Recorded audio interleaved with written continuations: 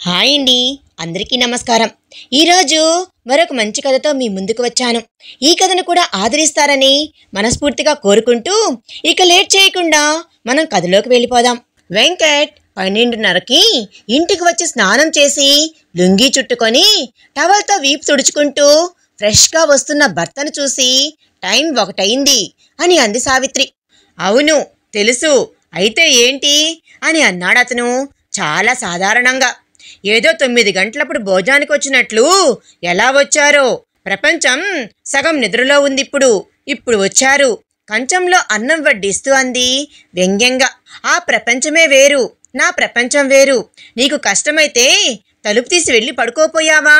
నేనే వడ్డించుకుంటాను కదా అని చాలా సౌమ్యంగా అన్నాడు. మీరు చెప్పలేదని కదా చెప్పారుగా, ఇక అలాగే అంటూ విసిరిస ఆమె బెడ్రూంలోకి వెళ్ళిపోయింది. వెంకట్ నవ్వుకొని అన్నం తినేసి కంచం షింక్లో పడేసి చేతులు కడుక్కొని బెడ్రూంలోకి వెళ్ళాడు. సావిత్రి అటు తిరిగి పడుకుంది. వెంకట్ చప్పుడు చేయకుండా వెళ్ళి పక్కన పడుకొని దుప్పటిని మీదికి లాక్కున్నాడు. మెల్లగా అతని వైపు తిరిగింది సావిత్రి. అతని గుండెపై చెయ్యి వేసి రాస్తూ, మీకు ఏమైందో తెలియదు. ఎప్పుడు 6ంటికే వచ్చేవారు. మా అందరితో సరదాగా గడిపేవారు. పిల్లల చదువు కూడా పట్టించుకునేవారు. ఇంచుమించు 2 ఏళ్లయింది. 9ంటికి ఇల్లు వదులుతున్నారు. అర్ధరాత్రికి ఇంటికి వస్తున్నారు. పిల్లలు నా మాట అస్సలు వినడం లేదు. అస్తమానం టీవీ దగ్గరే కూర్చుంటున్నారు. పెందలాడే రమ్మంటే మీరు విసుక్కుంటున్నారు. ఎందుకు చెప్పండి, ఏమైంది మీకు? వాళ్ళకి చెప్పలేక చస్తున్నాను నేను. నా వల్ల కాదు, మీరు ఏదైనా వాళ్ళకే చెప్పుకోండి అని చెప్తూ మీదకి రాబోయింది ఆమె. వెంకట్ ఆమె భుజం పట్టి వెనక్కి నెడుతూ, చూడు, ఈ విషయాన్ని నువ్వు భోజనం దగ్గర చెప్తే బాగుండేది. ఈ సమయంలో ఈ విధంగా చెప్పడం నాకు అస్సలు నచ్చలేదు. నా బాధ్యతలు నాకు బాగా తెలుసు. నీ చేత చెప్పించుకునే కర్మ నాకు పట్టలేదు. నేనేమైనా తాగి తూలుతూ వస్తున్నానా, లేక పేకాటలు జోదాలు ఆడి డబ్బు తగలేస్తున్నానా? మీ అందరి క్షేమం కోసమే కదా నేనేం చేసినా. పిల్లలకు రేపు చెప్తాను, నువ్వు పడుకో అనేసి అటు తిరిగి పడుకున్నాడు వెంకట్. సావిత్రి కన్నీళ్లతో అటు తిరిగింది ఆమె. రాత్రైతే ఒక్క క్షణం ఆలస్యం చేయకుండా కౌగిట్లోకి తీసుకునే ఈయన మల్లెపూలు తెల్లచీర చేతి స్పర్శకు కూడా స్పందించడం లేదు.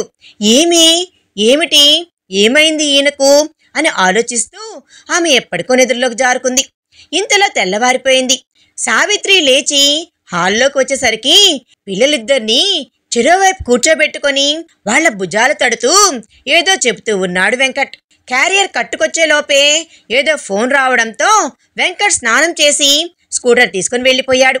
అప్రయత్నంగా సావిత్రి వాచి వైపు చూసింది. 8:15.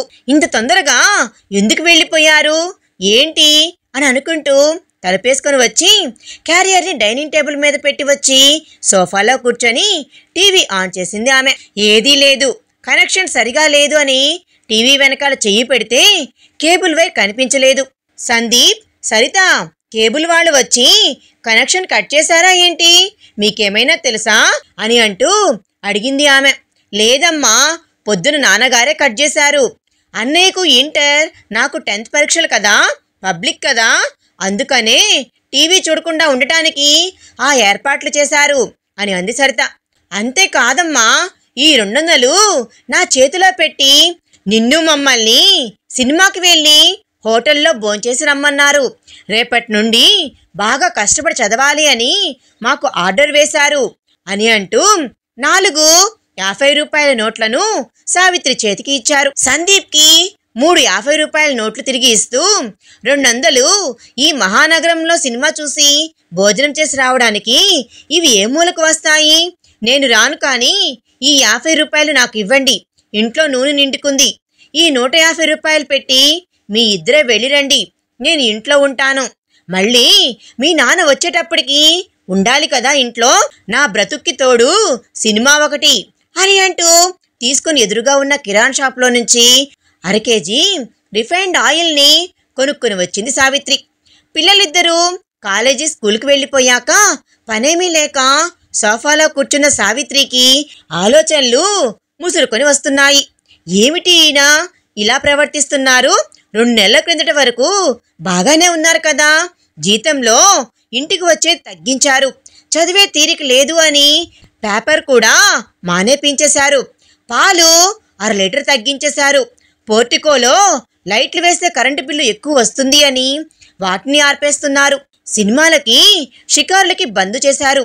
అన్నిటికంటే ముఖ్యంగా బెడ్రూమ్లోకి అడుగు పెడుతూనే ఊపిరాడనేయకుండా చుట్టేసి అలసి సొలసి వచ్చే నాకు నీ కౌగిలే చద తీరుస్తుంది అనుకుంటూ వదలని ఈయన నా గాలి తగిలితేనే ఎడమ పెడుతున్నారు. ఎందుకని ఈయన ఇలా ప్రవర్తిస్తున్నారు? ఇలా రకరకాలుగా ఆలోచిస్తూ కూర్చుంది సావిత్రి. ఇంకా ఆలోచన నుంచి తేరుకోకముందే ఫోన్ మోగింది. వెళ్ళి తీసింది ఆమె. హలో అత్త, నేను నరేష్ని. మా అమ్మకు బాగోలేదు, ఉషా నర్సింగ్ హోంలో చేర్పించాము, మా అమ్మయ్యకి చెప్పండి అని అంటూ అవతల వ్యక్తి హడావిడిగా ఫోన్ పెట్టేశాడు. ఇంతలో టైం 3:30 అయింది. సావిత్రి వెంకట్ ఆఫీస్కి ఫోన్ చేసింది. కానీ అక్కడ వెంకట్ లేడు. 10:30 తలుపు చప్పుడైతే వెళ్ళి తలుపు తీసింది. పిల్లలున్నారు. మీరు సినిమాకు వెళ్ళిన సంగతి నేను మర్చిపోయాను. మీ నాన్న వచ్చారు అనుకున్నాను అని అంటూ మళ్ళీ తలుపులు వేసి వచ్చి నవల పట్టుకొని కూర్చుంది. పిల్లలు ఎవరి గదిలోకి వాళ్ళు వెళ్ళిపోయారు. ఎప్పుడు నిద్రపోయిందో తెలియదు. కానీ తలుపు చప్పుడు అయితే వాచి కేసు చూసింది ఆమె. తలుపు తీసి పక్కగా నిలబడి ఉంది. వెంకట్ స్కూటర్ పార్క్ చేసి దండెం మీద తువ్వాలు లాక్కొని బాత్రూంలోకి వెళ్ళిపోబోతుంటే చటుక్కున బాత్రూంకి అడ్డంగా వచ్చి నిలబడింది. 3 గంటలప్పుడు పర్మిషన్ పెట్టి వెళ్ళారంట కదా, ఎక్కడికి వెళ్ళారు అని ఉక్రోషంగా అడిగింది. ఓ అదే, ఆఫీస్ పని మీద బయటికి వెళ్ళాను. ఎందుకు చేశావని ఆమె పక్క నుంచి లోపలికి వెళ్తూ అన్నాడు. ఆఫీస్ పని మీదైతే ఫీల్డ్ వర్క్ అని అంటారు కదా, పర్మిషన్ అని ఎందుకు చెప్తారు అని అన్నట్లుగా ఆరా తీసింది ఆమె. అమ్మో, చాలా షార్ప్గానే పనిచేస్తుంది నీ బుర్ర ఈ వయసులో కూడా అని అన్నాడు అతను ముఖానికి సబ్బు పట్టించుకుంటూ. చావు కాలానికైనా తెలివితేటలు రావద్దా అని అంది చటుక్కున. అంత మాటలు ఎందుకు కానీ ఆఫీస్కి ఫోన్ ఎందుకు చేశావు అని ముఖం తుడుచుకుంటూ బయటకు వస్తూ అన్నాడు. మీ అక్కయ్యకి సీరియస్గా ఉందట. 3 గంటలప్పుడు మీ మేనల్లుడు ఫోన్ చేసి చెప్పాడు. ఈ విషయమే చెబుదాము అని నీకు ఫోన్ చేశాను, లేకుంటే నాకేం అవసరం అని అంటూ కంచాలు టేబుల్ మీద పెడుతూ అంది. మరి ఇలా మెల్లగా చెప్తావే, ఉండు ఎలా ఉందో ఫోన్ చేసి కనుక్కుంటాను అని అంటూ హాల్లోకి వెళ్ళి ఫోన్ చేసి మాట్లాడి డైనింగ్ టేబుల్ వద్దకు వచ్చి కూర్చున్నాడు. సావిత్రి ఇంకా ముభావంగానే ఉంది. అన్నం వడ్డించడం చూసి నవ్వుకుంటూ, ఏమీ లేదు, విపరీతంగా ఆయాసం వచ్చిందట, హాస్పిటల్లో తీసుకుని వెళ్తే ఆక్సిజన్ పెట్టారంటలే, ఇప్పుడు బాగానే ఉంది అని అంటూ కొంచెం ముందుకు లాక్కొని తినబోతూ సావిత్రి కూడా అన్నం కలుపుతూ ఉండటం చూసి, అదేంటి నువ్వు ఈరోజు ఇంకా తినలేదా? నీకు చెప్పాను కదా పనుల ఒత్తిడిలో నేను రాలేకపోతున్నాను అని. ఇలాగా నా కోసము అని సెంటిమెంటల్ ఫూల్గా కూర్చోవద్దు అని పెందలకాడు తినేయమని చెప్పాను కదా అని అన్నారాయన ఆశ్చర్యపడుతూ. మీరు పాత రోజులు గుర్తు చేసుకోండి, అందరూ బాగానే ఉన్నారు, కేబుల్ కనెక్షన్ కూడా తీసేశారు, నా కాలక్షేపమే అదే కదా అని ఉక్రోషంగా కన్నీళ్లతో అంది ఆమె. పిల్లలు టీవీ చూస్తూ చదువు ఎగ్గొడుతున్నారనే కదా నీవు చెప్పావు అని అన్నాడాయన. ఈ వయసులో నీకు నాకు కాలక్షేపాల కంటే వారు చదివే ముఖ్యం. వాళ్ళ చదువులు బాగుండాలి అంటే ఆ కనెక్షన్ ఉండకూడదు, అందుకే తీసేశాను. నీకు కాలక్షేపం కావాలి అంటే మంత్లీ పుస్తకాలు వారానికి ఒకసారి డబ్బులు కట్టుకో, వాడే ఇంటికి తెచ్చిస్తాడు, వాటిని చదువుకో అని అన్నాడు అన్నం వడ్డించుకుంటూ. నాకిప్పుడు తినాలని లేదు, మీరు తిని అలా వదిలేయండి, నేను రేపు క్లీన్ చేస్తాను అని చెయ్యి కడిగేసుకొని బెడ్రూమ్లోకి వెళ్ళిపోయింది. వెంకటికి కూడా తినాలి అనిపించక చెయ్యి కడిగి ప్లేట్ షింక్లో పడేసి టేబుల్ క్లీన్ చేసి బెడ్రూమ్లోకి వెళ్ళి బెడ్ మీద చూస్తే సావిత్రి లేదు. గదంతా పరికించి చూస్తే ఓ మూల చాప వేసుకొని దిండు మీద పడుకొని ఉంది. వెంకట్ తలుపేసి వచ్చి ఆమె ప్రక్కన కూర్చొని, సావిత్రి లే, ఇదేంటి ఇక్కడ పడుకున్నావు అని అన్నాడు ఆయన. సావిత్రి కదలకపోయేసరికి భుజం మీద తడుతూ, ఏంటి మొండితనమా, పద మంచం మీద పడుకో అని అన్నాడు. మీరు పడుకోండి, అక్కడ నేను పడుకుంటే మీ ప్రైవసీ దెబ్బతింటుంది, మీరు వెళ్ళండి అని అంటూ చెయ్యి విదిలించుకొని కొట్టింది. అరే ఏంట్రా, నీకు పిల్లలకు నేను ఏ నాటికి ద్రోహం చేయను, నన్ను నమ్ము, ఇక ఈ విషయం రెట్టించకు అని అంటూ భుజం పట్టి లేపాడు. అప్పుడు వెళ్ళి బెడ్ మీద పడుకుంది. ఆ తర్వాత వెంకట్ వెళ్ళి ఆమె పక్కనే పడుకున్నాడు. అతని భుజం ఆమె భుజానికి తగిలి ఆమె అతని వైపు తిరిగింది. వెంకట్ పై కప్పుకేసి చూస్తూ ఏదో ఆలోచిస్తూ ఉన్నాడు.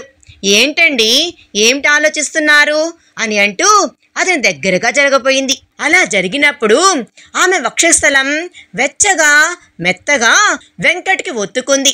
దాంతో వెంకట్ ఊపిరి గట్టిగా బిగబట్టి, ఏమీ లేదు, నీ గురించి పిల్లల గురించి కాక ఇంకేం ఆలోచిస్తాను అని అంటూ దాదాపు తన మీదకి జరగబోతున్న ఆమెను వెనక్కి నొక్కి పట్టాడు.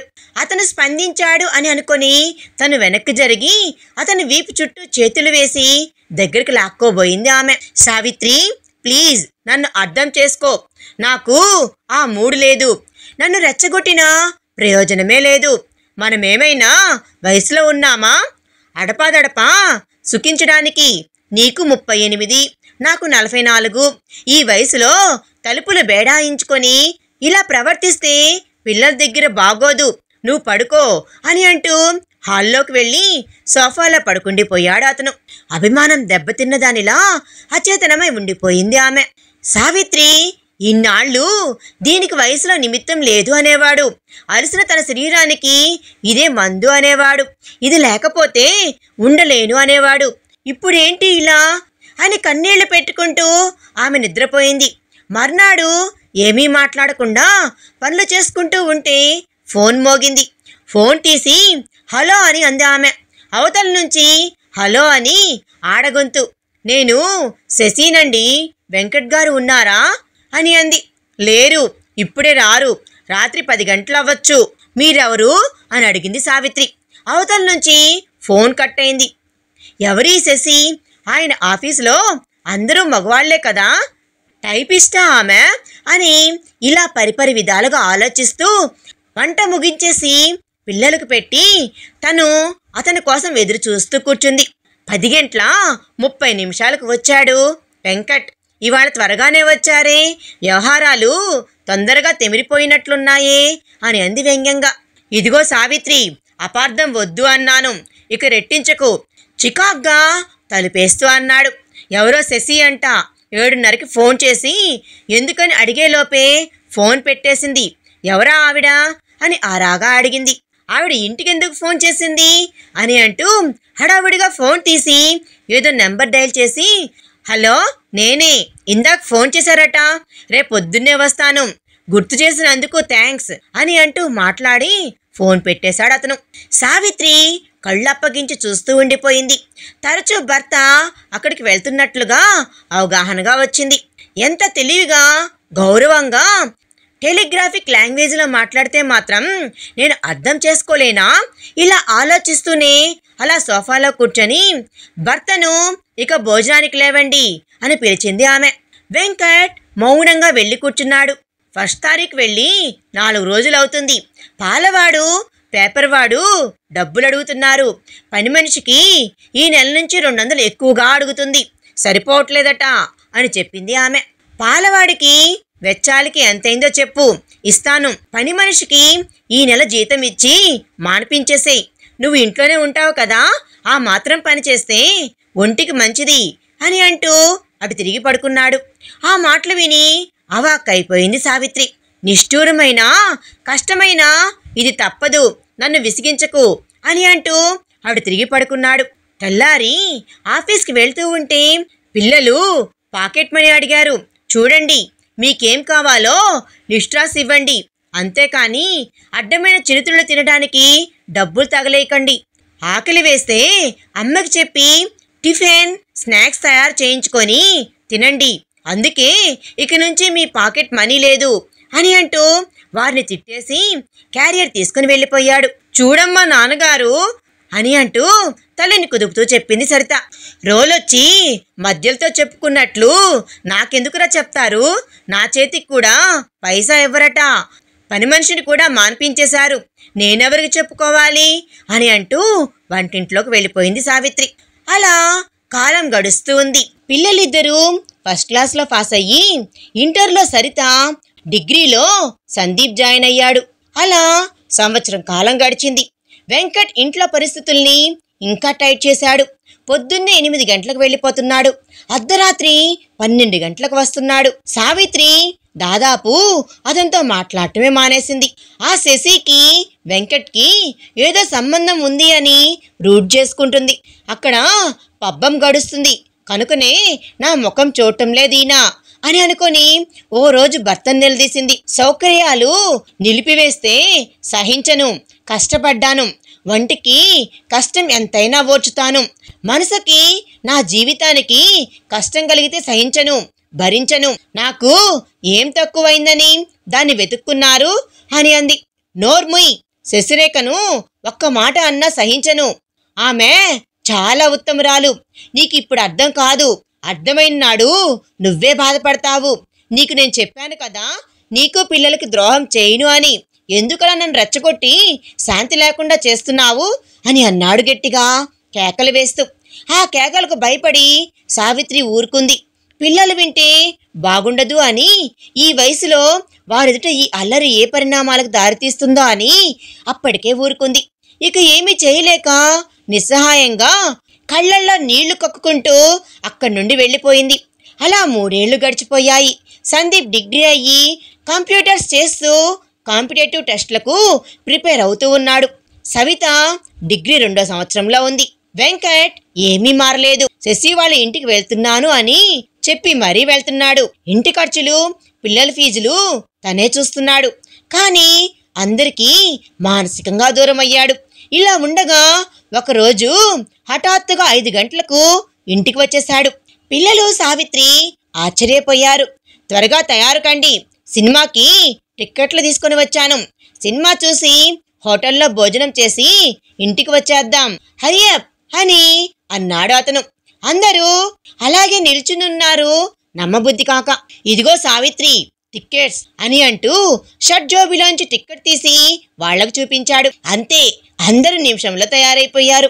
సినిమా హాల్లో తన ప్రక్కనే భర్త కూర్చొని సినిమాని ఎంజాయ్ చేయడం వింతగా, కొత్తగా, ఆశ్చర్యంగా ఉంది సావిత్రికి. మధ్యలో తన నడుము చుట్టూ చేయి వేసి, ఏంటి సావిత్రి, సినిమా చూడకుండా ఎక్కడో ఆలోచిస్తున్నావు అని అంటూ నడుమును గట్టిగా నొక్కాడు. నిజమేనా అని అనిపిస్తుంది అని అంది మెల్లగా. 100% నిజమే అని పొట్ట మీద గిల్లుతూ అన్నాడు. పిల్లలు చూస్తారు అంటూ కుర్చీ వెనక్కి వాలింది సావిత్రి. వెంకట్ చేయి తీశాడు. సినిమా అయిపోయాక హోటల్లో భోజనం చేశాక, సావిత్రి నువ్వు కూడా పిల్లలతో పాటు ఆటోలో ఇంటికి వెళ్ళు, నేను ఇప్పుడే ఓ పని చూసుకొని ఓ 1/2 గంటలో వచ్చేస్తాను అని చెప్పి వాళ్ళని ఆటో ఎక్కించేసి తన స్కూటర్ మీద అక్కడి నుంచి వెళ్ళిపోయాడు. ఎందుకు ఏంటి అనే ప్రశ్నించే అలవాటును పోగొట్టుకున్నారు గనక ముగ్గురు ఏం మాట్లాడకుండా ఇంటికి వెళ్ళిపోయారు. అరగంట తర్వాత తలుపు తట్టాడు. స్నానం చేసి చక్కటి కాటన్ చీర కట్టుకొని ముడేసిన జడను విప్పుకుంటూ తలుపు తీసిన సావిత్రిని చూస్తూ, ఫ్రెష్ అయ్యావా అని అంటూ నవ్వాడు. అతని చేతిలో ఏవో ప్యాకెట్స్ ఉన్నాయి. వాటిని ఆమె అందుకోబోయింది. నేను తీసుకుని వెళ్తాలే అని బెడ్రూంలోకి వెళ్ళిపోయాడు. తాళాలన్నీ వేసి పాలు తోడి పెట్టి వంటింటి తలుపులు వేసి 1/2 గంట తర్వాత బెడ్రూంలోకి అడుగుపెట్టిన సావిత్రికి పడక గదిలోకి వచ్చానా లేక స్వర్గంలోకి వచ్చానా అని అన్నట్లు ఆశ్చర్యపోయింది. గదంతా గులాబీల వాసన గుబాళించి అగరబత్తుల పరిమళం, పక్క మీద తెల్లటి దుప్పటి, తెల్లటి పైజమాలాల్చిలో భర్త మంచం పక్కన నిలబడి ఉన్నాడు. ఆ పక్కనే టేబుల్ మీద పళ్ళు, స్వీట్స్ కూడా ఉన్నాయి. బెడ్ లైట్ వేసి తలుపేసి పక్కగా నిలబడి, రా సావిత్రి ఆగిపోయావే అని అంటూ భుజం చుట్టూ చేతులు వేసి మంచం దగ్గరే తీసుకుని వచ్చాడు. ఇంకా ఆశ్చర్యం నుంచి తేరుకొని సావిత్రి జడలో 3 మూరల మల్లెపూలు పెట్టాడు. ఒక్కసారిగా సావిత్రి ఒళ్ళు జలధరించిన పనైంది. సావిత్రి ఇంకా ఆశ్చర్యం నుంచి తేరుకోకముందే, ఇదిగో నీకు కళాకాండ అంటే ఇష్టం కదా, తిను అని నోటికి చిన్న ముక్కలు ఇచ్చాడు. అప్రయత్నంగానే ఆమె తినింది. ఏంట్రా సావిత్రి ఆశ్చర్యపోతున్నావు? ఈరోజు మన పెళ్లి రోజు మర్చిపోయావా అని లాలనగా అంటూ ఆమెను వెనక్కి పడుకోబెట్టాడు. మనం భార్యాభర్తలమని మర్చిపోయి 3 ఏళ్లయింది. పెళ్లి రోజు గుర్తుందా అని అంది ఆమె. ఏంటి, నువ్వు ఇంకా ఆశ్చర్యం నుండి తేరుకోలేదా అని అంటూ ఆమెను పూర్తిగా ఆక్రమించుకున్నాడు. 3 ఏళ్లుగా దూరంగా ఉన్న వెంకట్ లాలనగా మాట్లాడి అంత దగ్గరగా అవడంతో లోపల ఆనందంగా ఉన్న ఇది శాశ్వతమా లేక తాత్కాలికమా అన్న సందిగ్ధంలో నుండి సహకరించలేకపోతూ ఉంటే, ఈరోజు ఎంతో ఆనందంతో నా లక్ష్యాన్ని చేరుకున్నాను, తృప్తితో నీకు దగ్గరగా అవ్వాలి అని యాసించి ఇవన్నీ చేస్తూ ఉంటే నువ్వేంటి ఇలా మొగ్గలా అని గుసగుసగా అంటూ ఆమె బుగ్గని కొరికాడు. దాంతో ఆమె స్పృహలోకి వచ్చి ఇది నిజమే అని నిర్ధారించుకున్నాక తన 2 చేతులతో అతన్ని చుట్టేసింది. ఆ క్షణం ఎక్కడ జారిపోతుందో అని ఆ క్షణాన్ని భద్రపరుచుకోవాలి అనుకున్నాడు. ఇంత ఇష్టం ఉన్నప్పుడు ఇన్నాళ్లుగా ఎలా ఆగారండి అని అంది చిన్నగా మూలుగుతూ. ఆమెను మరింతగా దగ్గరికి తీసుకున్నాడు తప్ప జవాబు ఇవ్వలేదు. ఉండండి, తెల్లవారినట్లుగా ఉంది, పిల్లలు చూస్తే బాగోదు అని అంటూ లేచి బాత్రూంలోకి పరుగులు పెట్టింది. సావిత్రి తలార స్నానం చేసి వచ్చి కాఫీ తీసుకుని వచ్చి, ఏవండి కాఫీ తాగి పడుకోండి, ఈరోజు సెలవు పెట్టి హాయిగా రెస్ట్ తీసుకుందరు గాని అని అంటూ అటువైపు తిరిగి పడుకున్న వాడిని కుదిపేసరికి వెళ్ళకిలా అయ్యాడు. ఏవండి కాఫీ అని అతని గుండెపై చేత్తో రాస్తూ లేపింది. కానీ వెంకట్ లేవలేదు. కాఫీని టీపాయ్ మీద పెట్టి ఏవండి ఏవండి అని అంటూ వెంకట్ కుదిపింది ఆమె. అతను లేవనే లేదు. ఒరే సందీప్, సరిత, మీ నాన్నగారు లేవటం లేదురా అని అంటూ గుమ్మంలో నుంచి కేక పెట్టింది ఆమె. పిల్లలిద్దరూ వచ్చి నాన్నా నాన్నా అని అంటూ కుదిపారు వాళ్ళు. వెంకట్ లేవనే లేదు. సందీప్ గుండె దగ్గర చెవి పెట్టి ముక్కు దగ్గర వేలు పెట్టి చూశాడతను. ఊపిరి రాకపోవడం చూసి ముఖం బేలగా పెట్టేశాడు. ఏమైందిరా నాన్నకి అని అర్థమైనట్లుగా ఏడుపు గొంతు అడిగింది ఆమె. డాక్టర్ గారికి ఫోన్ చేస్తాను అని చెప్పి వాళ్ళ ఫ్యామిలీ డాక్టర్కి ఫోన్ చేశాడు సందీప్. డాక్టర్ వచ్చి పరీక్ష చేసి అతను చనిపోయి అరగంట అవుతుంది అని అన్నట్లుగా చెప్పి వెళ్ళిపోయాడు డాక్టర్. దిక్కుదోచన పక్షిలా సావిత్రి నేల మీద కూలింది. తండ్రి శరీరం మీద పడి ఇద్దరు ఏడుస్తూ ఉన్నారు. సరిత, సందీప్. బంధువులందరికీ ఫోన్ చేశాడు అతను. మధ్యాహ్నం 12 గంటల్లోపు అంత్యక్రియలు కూడా పూర్తయ్యాయి. సావిత్రి తెలివిలోకి వచ్చినా ఇంకా ముందు రోజు రాత్రి భర్తతో పంచుకున్న క్షణాలే, ఆ సంఘటనలే ఆమె బుర్రలో వెంటాడుతూ ఉన్నాయి. ఎలా జరిగింది? నిన్న అంత బాగా ఆనందంగా ఉన్నవారు ఇవాళ తెల్లవారిందాక బాగున్నవారు ఇంతలో ఏమైంది? ఎందుకు ఇలా జరిగింది? నాకు దగ్గరగా అయ్యారు అని ఆనందించే లోపలే ఎత్తుకుపోయాడు ఆ భగవంతుడు అని అంటూ గొల్లు గొల్లున ఏడ్చింది. ఆమెను ఆపడం ఎవ్వరి తరమూ కాలేదు. అలా 2 రోజులైపోయింది. చుట్టాలందరూ 11వ రోజున వస్తాము అంటూ అందరూ వెళ్ళిపోయారు. ఇల్లంతా నిశ్శబ్దంగా తయారైంది. 10:30 శశిరేఖ వచ్చింది. ఇల్లంతా నిశ్శబ్దంగా కళావిహీనంగా ఉన్నట్లుగా అనిపించింది. హాల్లో గోడ మీద వెంకట్ ఫోటో నవ్వుతో పలకరిస్తున్నట్లుగా అనిపించింది. గుండెను కడిచివేసినట్లయితే శశిరేఖను ప్రశ్నార్థకంగా చూస్తున్న సావిత్రి వైపు చూసి, నా పేరు శశిరేఖ, మీకు తెలిసే ఉంటుంది వెంకట్ గారు అని అంటూ ఏదో చెప్పబోతున్నా ఆమెను మధ్యలోనే ఆపి, తెలుసు, ఎందుకు వచ్చావు ఇక్కడికి? వెళ్ళు, నీ వల్లే కదా ఆయన నాకు కాకుండా పోయారు. సుఖం శాంతి ఈ ఇంటికి దూరమైపోయాయి. ఇదంతా చూసి ఆనందించడానికి నువ్వు వచ్చావు. వెళ్ళిపో, నీ ముఖం నాకు చూపించకు అని అంటూ ముఖాన్ని చేతిలో పెట్టుకుని ఏడుస్తూ ఉంటే, మీరు పొరబడ్డారు, అపార్థం చేసుకున్నారు. ప్లీజ్ నేను చెప్పేది వినండి.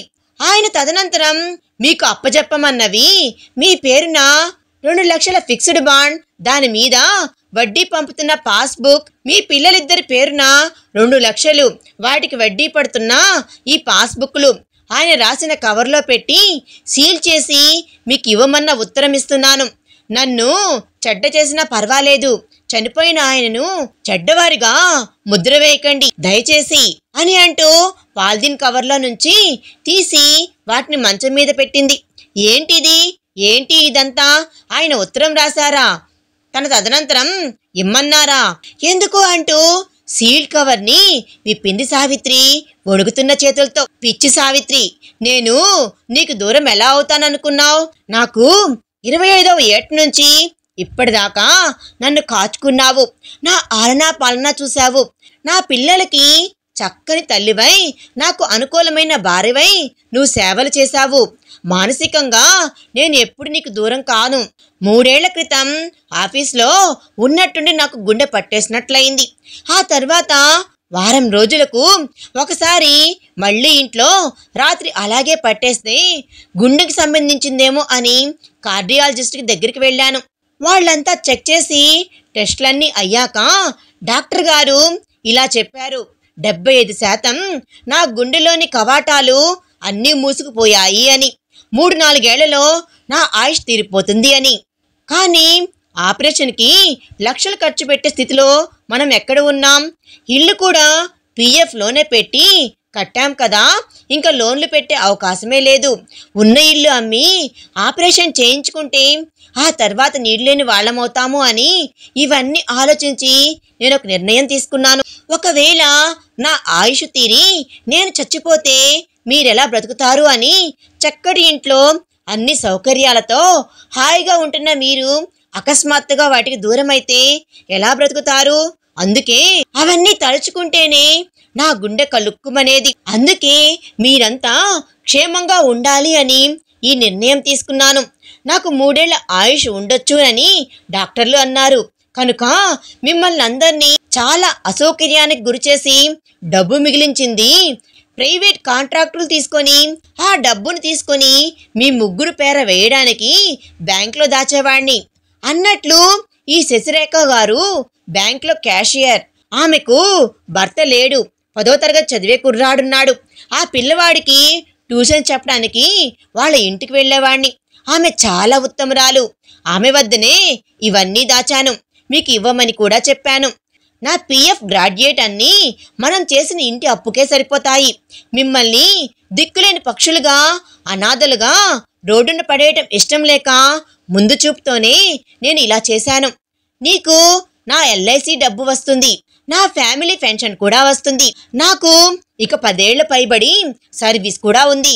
కనుక మన బాబుకి నా డిపార్ట్మెంట్లో ఉద్యోగం కూడా వస్తుంది. పిల్లల పేరు వేసిన డబ్బు మీద వడ్డీతో పాప చదువు ఆనక దాని పెళ్ళైపోతాయి. నీకు ఇక నిశ్చింతగా ఉంటుంది. సందీప్ ఒకవేళ నిన్ను చూడలేకపోయినా ఏ లోటు లేకుండా నా ఫ్యామిలీ పెన్షన్తో ఫిక్స్డ్ డిపాజిట్లపై వడ్డీ, LIC డబ్బు బ్యాంకులో వేస్తే వీటన్నిటితో నీ జీవితం హాయిగా తడుముకోకుండా వెళ్ళిపోతుంది. ఇల్లు నీ తదనంతరం మాత్రమే పిల్లలకు చెందేలా వీలునామా రాసి లాయర్ సుకుమార్ వద్ద ఉంచాను. వెళ్ళి తీసుకో. పిచ్చి సావిత్రి, నీకు దూరంగా ఉండటం చేతకాకనే నిన్ను అలా విసుక్కున్నాను. దానికే నీ అభిమానం ఎంత దెబ్బతిందో నాకు తెలుసు. అయినా నేను నిస్సహాయుణ్ణి. దాంపత్య సుఖానికి దూరంగా ఉండమన్నారు డాక్టర్ గారు. గుండెకి ఒత్తిడి ఎక్కువైతే ఆ ఆయుష్ తగ్గుతుంది అని అన్నారు. నేను చనిపోయేలోగా ఈ ఏర్పాట్లు అన్నీ చేయాలి అని, నా ఆయుష్ తగ్గకూడదు అని. ఆ బ్రతికే 3 ఏళ్లలో నేను అనుకున్నవన్నీ సక్రమంగా అవుతాయి అని తలచి నేను నీకు దూరంగా ఉన్నాను. అలా ఉండి ప్రతి రాత్రి ఎంతగా దుఃఖించానో నీకు తెలీదు. అందుకు నన్ను క్షమించు. ఇదంతా మీరు క్షేమంగా ఉండాలి అనే చేశాను. శశిరేఖ చాలా మంచిది. ఆమెను ఒక స్నేహితురాల్లాగా భావించి ఆమెను నమ్మి ఇవన్నీ అప్పగించాను. సావిత్రి, నీ ఆరోగ్యం జాగ్రత్త. పిల్లల ఆరోగ్యం జాగ్రత్త. నేను చనిపోయినా నా ఆత్మ మీ చుట్టూనే తిరుగుతూ ఉంటుంది. ఆనందంగా హాయిగా కాలం గడుపు. అలా నువ్వు ఉండకపోతే నా మీద ఒట్టే ఉంటాను. మరెల్లప్పుడూ మీ వెంకట్ అని రాసుంది. ఏవండి, ఎంత పని చేశారండి? ఇంతగా ప్రేమించిన భార్యకి మీ అనారోగ్యం సంగతి చెప్పలేదా? ఇన్నిసార్లు తిట్టుకున్నాను, ఇన్నిసార్లు వరిచాను. నేనెంత పాపాత్మురాల్ని. అయ్యో, ఆయన్ను ప్రశాంతంగా ఉంచలేకపోయానే. నేనెందుకు బ్రతుకుతున్నాను? అయ్యో సందీప్, సరిత, రండ్రా, మీ నాన్న బాధ్యత చూడండి. మనం క్షేమంగా ఉండాలి అని ఆయన అనంతలోకాలకు వెళ్ళిపోయారు అని అంటూ కూలబడింది ఆమె. పిల్లలు వచ్చి ఆమెను కూర్చోబెట్టారు. అప్పుడు గుర్తొచ్చింది సావిత్రికి. అమ్మా శశిరేఖ, నన్ను క్షమించమ్మా అని అంటూ గుమ్మం వైపు చూసింది. వెంకట్ రాసిన లేఖను మొత్తం సావిత్రి చదివేదాకా ఆగి చదవటం అయిపోయింది అని తెలుసుకున్నాక ఆమె బయటకు దారితీసింది. సావిత్రి ఆమెను క్షమాపణలు అడిగేలోపే గేటు దాటిపోయింది శశిరేఖ. ఇంతటితో ఈ కథ సమాప్తమైంది. మరొక మంచి కథతో మీ ముందుకు వస్తాను. ఈ కథ నచ్చితే లైక్ చేసి మీ విలువైన అభిప్రాయాన్ని కామెంట్ రూపంలో తప్పకుండా తెలియజేయండి. క్రొత్తవారు మన ఛానల్ చూస్తున్నట్లయితే ప్లీజ్ సబ్స్క్రైబ్ చేసుకోండి. Thanks for watching.